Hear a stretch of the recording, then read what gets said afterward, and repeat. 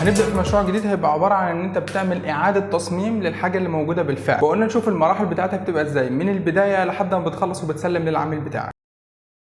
مختصر البريف ان العميل عايز يعمل اعادة تصميم او اعادة تجديد يعني للبيت بتاعه داخليا، لان هم متوقعين ان فيه مولود جاي في خلال فترة 6 شهور اللي جايين. المكان طبعا اللي جبت من المشروع ده من موقع هوزو، هو عبارة عن موقع متخصص في مثلا اللي بيبقى عايز خدمات معمارية او خدمات تصميم داخلي، والكلام ده بيبقى موجود على الموقع ده. انت attachment the style we expected our home. طيب وفي كمان يعني حلو العميل اللي بيبقى باعت مع البريف بتاعه بيبقى باعت ستايلات معينة او الوان معينة اللي هي انسبيريشن علشان خاطر التصميم يبقى بشكل متيسر شويه. دايما لما بيبقى المشروع قائم بالفعل وانت هتعمل له اعاده تجديد، فانت اول حاجه بتسالها لنفسك هو ليه عايز يعمل اعاده تجديد، يعني بمعنى صح بشكل بديهي جدا ايه المشكلات اللي موجوده حاليا عشان انت تقدر تعالجها، ومنه بتقدر تعرف غلطات اللي قبلك من الاضاءه والتهويه والكهرباء والصرف والتغذيه وكل حاجه. بتحاول تقدر يعني باكبر قدر ممكن اكبر كميه معلومات تقدر جمعها لان هي تفيدك وانت بتصيغ المشروع يعتبر من جديد. فمثلا من المشاكل اللي واضح وجودها هي البلامنج، مثلا الحوض اللي موجود في المطبخ فيه مشكله، وكمان جزء التخزين في المطبخ فيه مشكله مش طبيعيه. الفيديو موجود اهو. فواضح ان في مساحه قليله جدا في المطبخ في التخزين، والحوض بالنسبه للبلامنج والكلام ده فيه كارثه فيه. بمعنى اصح انت بتذاكر الوضع الحالي في المشروع ايه طبعا، والدهانات والتشطيب وخامات التشطيب والكلام ده كله لازم تبقى عارفه بشكل كويس. بالنسبه مثلا للشغل الريزيدنشال والكوميرشال، احنا كنا اتكلمنا في فيديو بالتفصيل عن الفرق ما بين الاثنين. انت ايه لازمه ان انت تعرف ان المشروع ده ريزيدنشال او كوميرشال؟ لو ما يبقى مثلا مشروع زي اللي احنا معانا ده ريزيدنشال، فانت عارف ان انت فتره الاقامه في المشروع مش بتقل عن 10 سنين، ممكن توصل لفتره العمر كلها. فانت محتاج الخامات بتاعتك، الاولويات بتاعتك تبقى خامات قويه وتستحمل العمر الافتراضي بتاعها يكون كبير. لكن مثلا في المشاريع الكوميرشال بالنسبه لنا احنا هنا الموضوع بيبقى سنه سنتين ثلاثه بحد اقصى، وبعدين المشروع بيتغير سواء بيتجدد الفرش الداخلي بتاعه او بيتجدد الشخص المقيم فيه. فانت بتبقى بتدور على القيمه بتاعه السعر بتاعه الخامات ايه والشكل الحلو بتاع الخامات. المشروع هنا سكني، وطبعا لان انت متوقع مولود جديد فانت كانك بتعمل حساب فرد ثالث في الاسره هيبقى موجود، بمعنى مسارات الحركه والمساحات والكلام ده كله تبقى حاطط في بالك ان انت بتعمل تصميم لثلاث افراد مش لاثنين بس. بالنسبه لاعاده التصميم لو بصينا مثلا على جزء المطبخ بشكل ما، فاحنا من اول ما هنبدا نفكر في جزء المطبخ انت عندك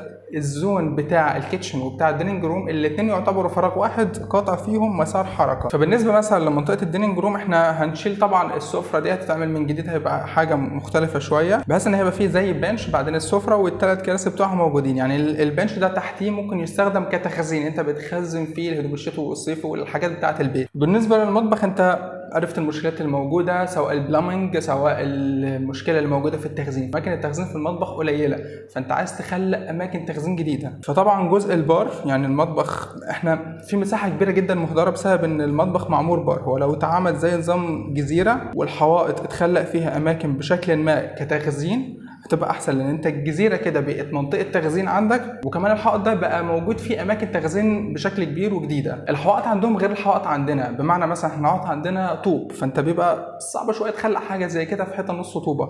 لكن بالنسبه لهم هم لما الحوائط جبسن بورد فبيبقى سهل جدا ان انت تعمل جزء بشكل ما زي كده، بيبقى معمول حسابه في الشاسيه اصلا الخشب بالشكل ده. وبشكل ما انت نفس المساحه القديمه هي بالظبط، بس انت عملت ليها مساحات تخزين ازيد بكتير. الأوضة اللي هيقيم فيها الطفل بالنسبة لي الفراغ ده للأبوين أكتر ما هو للطفل، لأن الفراغ ده لما بيبقى مريح وسهل في الاستخدام بالنسبة للأب والأم، الراحة اللي بتبقى موجودة عند الأب والأم بتتنقل للطفل. هي دي الحاجة اللي الطفل بيحس بيها، مش الألوان الغريبة اللي احنا ممكن نكون بنستخدمها.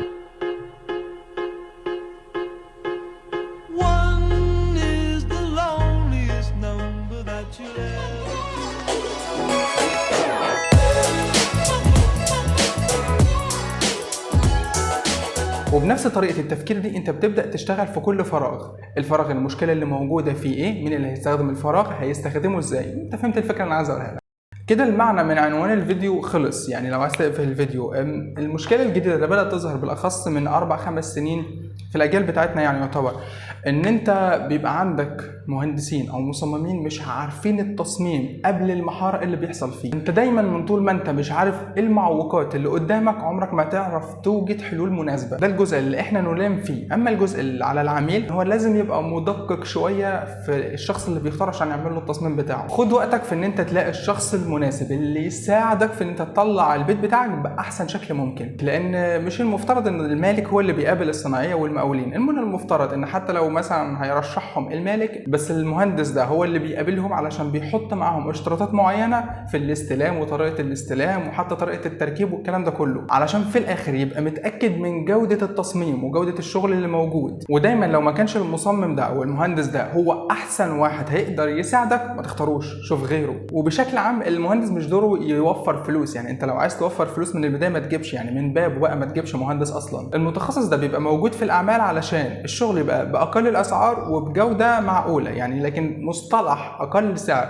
واعلى جوده مش موجود في الهندسه المعماريه، او يعني حتى 2023 لسه ما بقاش موجود في الهندسه المعماريه. وجزء التوفير بشكل عام اتكلمنا عنه قبل كده في فيديو يعني باستفاضه، ان انت البنود اللي بتوفر فيها حتى عشان تبقى وانت بتتكلم مع متخصص تبقى عارف ايه البنود اللي هتبدا تتناقش معاه فيها وتبدا تقلل السعر في ايه، وحاجات تانية لا لازم تحط فيها السعر بشكل مناسب.